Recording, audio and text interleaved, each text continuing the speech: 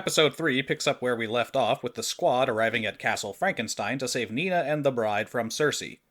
G.I. Robot then suddenly becomes the focus character, and we begin to get James' typical series of heavy-handed flashbacks to make you care about a character he hasn't developed right before he kills him off. Oops, spoilers. Right off the bat, we see a dip in quality in regards to the execution of this flashback technique. For the bride, the flashbacks were prompted as unpleasant memories she was re-experiencing by being back in her new home, the place she was born and where she suffered the first major tragedy of her new life, the loss of someone she loved. For GI, the flashbacks are completely random and have nothing to do with the situation at hand. Also, how does a robot have flashbacks? He doesn't have emotions, and his memory is literal data stored in a file in his CPU. It's not a collection of thoughts and feelings like a human being has. How does a computer reminisce or have PTSD? I know this will be an unpopular opinion, especially if you're in the everything is subjective, emotion over logic crowd, but I don't feel anything for robots. I don't buy the concept of a sentient AI because I believe that is antithetical to the definition of sentience. It's called artificial intelligence for a reason. Computer programs are not alive. They are created by us from a collection of data points we've assembled to give them the appearance of human intelligence. Our first flashback is of GI serving on a mission with Sergeant Rock and Easy Company, which is a nice little throwback. The squad stumble into a German ambush, and when things seem to be going south, GI steps in and handily dispatches the enemy soldiers because he seems to have activated the infinite ammo cheat. We see GI's targeting program accurately identify the German soldiers as Nazis, which creates an important question about how his programming actually works. From what we've seen over how obsessively and single-mindedly he talks about it, his actual program directive is to hunt down and kill Nazis. Not just enemy soldiers, specifically Nazis. First of all, what a broad and vague and stupid way to program a killer robot. You'd think the smart thing would be to design him to follow the orders of whoever his commanding officer or NCO is. But no, he just kills Nazis. So now I have to ask an obtuse question that seemingly no fans of this show have the intellectual capacity to comprehend without getting emotional. What is a Nazi? That is a loaded word these days, and it makes discussing politics or ideology very difficult because it is purposely used to incite an emotional reaction and to get you to stop thinking about specific political ideological values and simply associate anyone who you view as being a bad person with what is considered by many people all over the world to be the worst kind of person in history, a Nazi. But if we're going to be objective, the base definition of a Nazi is a person who is/was a member of the National Socialist Workers' Party of Germany, a specific political party that existed in Germany in the early 20th century, and famously the party of notorious dictator and genocidal maniac Adolf Hitler. Yes, today it is almost never used in that context. Instead, it is used to describe anyone with sympathies towards fascism, white supremacy, anti-Semitism, and totalitarianism. But if we're being honest with ourselves and being specific, I think we all know that the KKK is not the same thing as the Nazi Party. And whatever political party you belong to in America today, and no matter how much you hate the other side, I think we all know that while we may disagree with the opposing faction, they are not literally Hitler. So moving forward, I am not going to be entertaining modern American political biases in my definition of the word Nazi. I'm going to refer specifically to members of the Nazi Party, because that is the context that whoever designed GI Robot in the 1940s would have had for the word when they were programming him. And going by that definition, we already have a problem. GI Robot accurately identifies all of the German soldiers attacking them as Nazis. His programming confirms it. However, and again, I know not everyone will agree with this, not every soldier in the German army in World War II was a member of the Nazi Party. Many of them were just conscripted soldiers fighting a war for their country. That does not excuse the atrocities committed by German soldiers in that period, it's just a fact. A fact that on its own is more than enough motivation for GI Robot to want to eliminate them. They are enemy combatants in a war who are trying to kill him and his squad. He has every right to respond in kind with deadly force and protect his fellow soldiers. It doesn't matter whether or not they are members of the party or true believers in Hitler's vision, they still need to be taken out. So, to reiterate again, this is a really silly and inefficient directive to give your war robot. So why is it written this way? I don't want to ascribe political motivation to James Gunn because I don't actually know what he thinks about politics, but I think we can get a pretty good idea based on how he uses this premise later on. Back in the present, the Commandos move in and find the bride tied up in the lobby and Nina trapped upstairs in the bathtub. Flag works out that leaving these two alive here was a diversion while Cersei and the Sons make their move on Ilana's castle. And we immediately head back into flashback land where post-World War II, G.I. Robot is making a television appearance to show off the engineering marvel that he is. While he's on stage, he searches the crowd for more Nazis, reinforcing that his programming is single-minded and persistent. Dr. Will Magnus is in the crowd with G.I.'s commanding officer, who is offering to let Will have G.I. to further his study of robotics and AI systems. In Will's lab, they have a conversation where G.I. makes it explicit that he does not have wants or dreams or personal preferences, but that it is his sole directive to kill Nazis, which disappoints Will, who was hoping he had a form of sentience. But this does clear things up for us that G.I.'s programming really is that fucking stupid and that he is in no way sentient. He simply mimics human mannerisms to fit in better with his squad.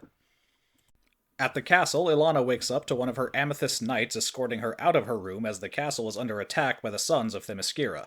The knight is then immediately obliterated from the waist up by an RPG. Oh, Jesus Christ. I was annoyed before when I found out that the backwards-ass third world nation of Pakolistan had a royal guard with the equivalent of Iron Man suits. But now we find out that the fancy robot knight armor with jetpacks and lasers is still completely vulnerable to conventional military weapons like a rocket-propelled grenade. Or at least I think it is. It's certainly drawn like an RPG, except it works nothing like one. It tears the knight's armored torso from his body, but doesn't explode, because if it did, Ilana would be dead. But much like other grenade launchers, RPGs don't explode unless they reach a certain velocity, and if they don't explode, while they would still hurt like a bitch to get hit with, they don't have enough propulsion to rip a man's torso off without the explosive ordnance detonating. So, DC continues to not understand military weapons. Go figure.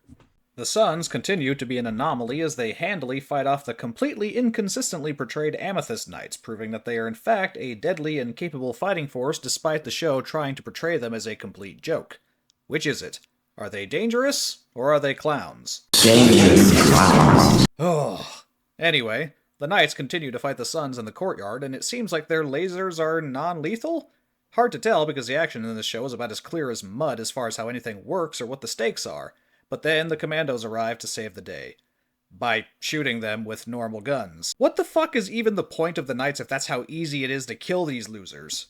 We then see a son of Themyscira with a hat that has the team acronym on it. S of T, which spells soft. Nice one, James. Except you made the people you're trying to make fun of harder and stronger than the Russian super knights in Iron Man armor, so the joke doesn't really land, does it? And did they change the hat color from red to blue? Oh, so they were supposed to be MAGA, but then you got fucking scared because you knew you were making fun of more than half the country once the election was over. How brave of you. Then Dr. Phosphorus shows us just how OP he is once more by vaporizing bullets before they hit him, punching a hole through your crazy Uncle Cletus's torso, and turning him into a human kebab. Seriously though, Phosphorus is insanely powerful, he should never lose a fight, and he doesn't even need the rest of the team's help. He could take out this entire army all by himself. G.I. then begins another extended flashback sequence in the middle of a battle without getting blown up. We see a war memorabilia collector named Sam purchase G.I. from a pawn shop and bring him home to his army of cats. What is the male equivalent to a cat lady? Something, something, surrounded by pussy, but can't get any? Haha, got him. We then see Sam taking G.I. to some sort of meeting for people who are all interested in a better country. You mean people who want to make America as prosperous as it was previously? Is that what you mean, James? Say it, you coward! Say it!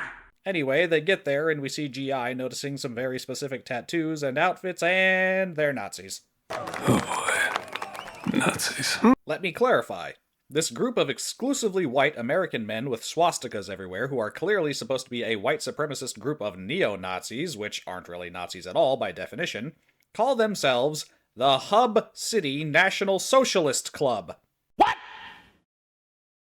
What the fuck? For any of you who live in the American South and may have actually encountered members of the KKK or any other equivalent white supremacist organization, do they seem like the kind of guys who would ever identify themselves as socialists?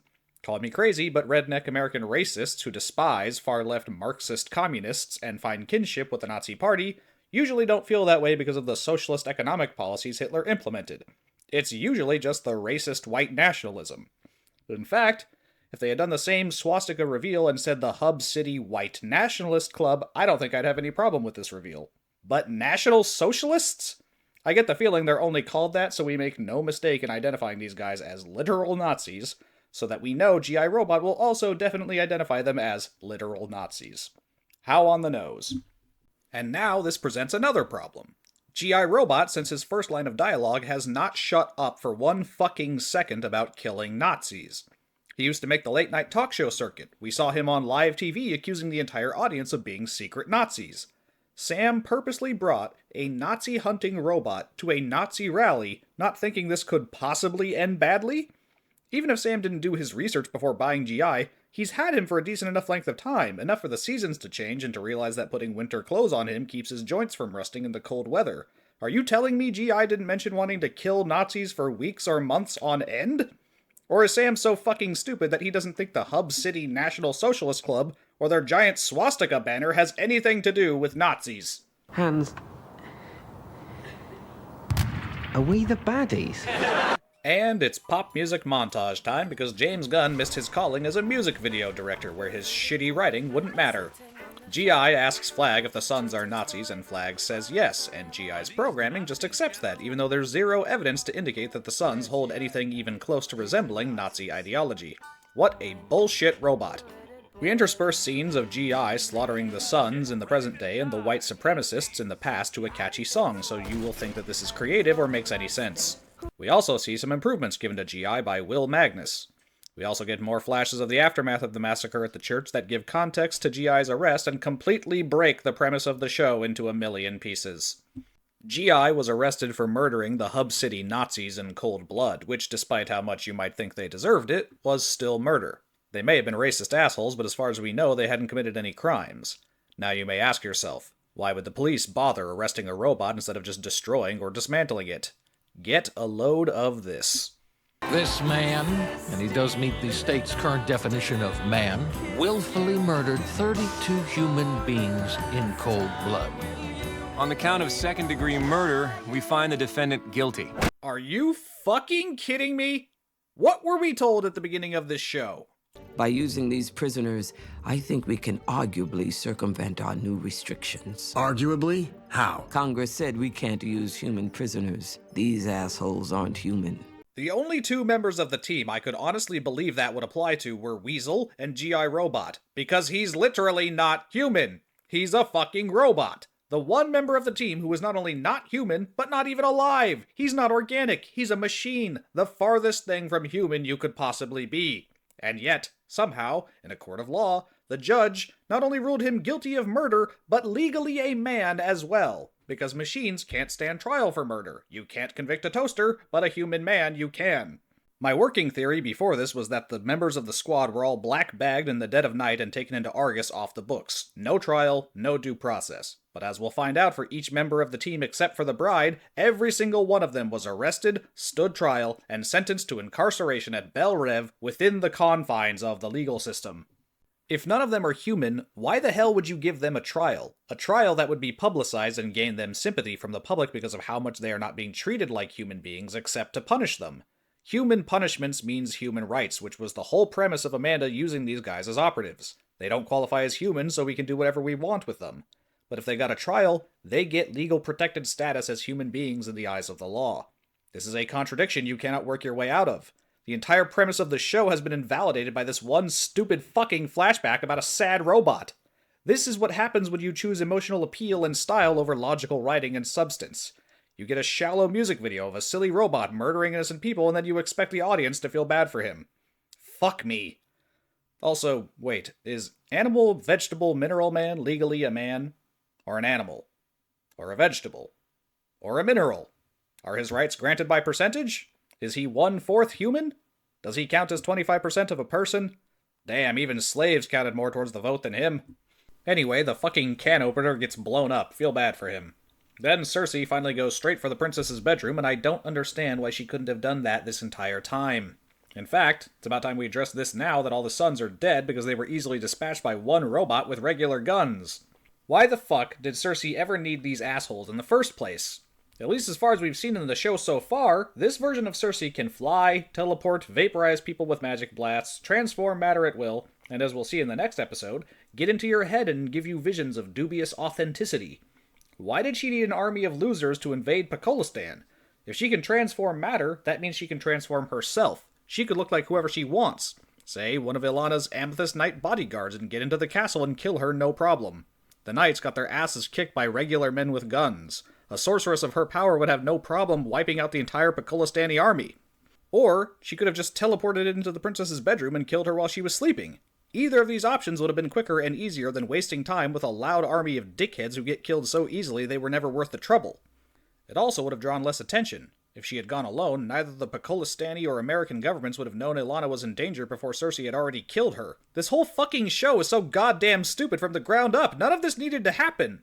The Sons finally get into Ilana's room, but not before she grabs her multi-shot, single-barreled semi-auto musket pistol. Then Cersei shows up and shoots around her and not at her, just like she did with the bride, and wastes time throwing her around so that the hero of the show can intervene. Weasel! Fucking Weasel! He fucking tackles her out of the window and starts biting and ripping the shit out of her, and for some fucking reason she doesn't turn him into soap with the flick of her fucking finger!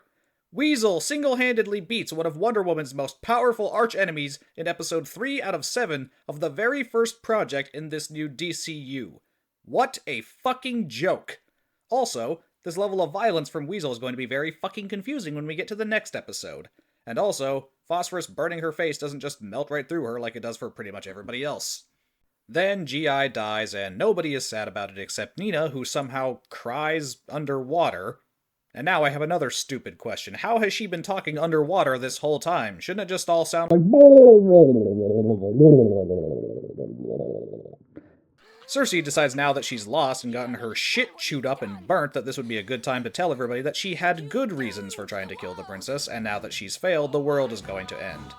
Wow, what a cliffhanger. And there goes episode 3, which on my first watch through was my favorite episode because I found G.I. Robot fairly entertaining, but now it might actually be the worst episode of the entire show because it fundamentally destroys all of the logic that the show based its entire premise on. I've never seen a writer so blatantly shoot themselves in the foot and undo all the work they set up previously. I could stop right here and now to say the show is irredeemably stupid, but you all know what a glutton for punishment I am, so tune in next week for episode 4, and until then, take care.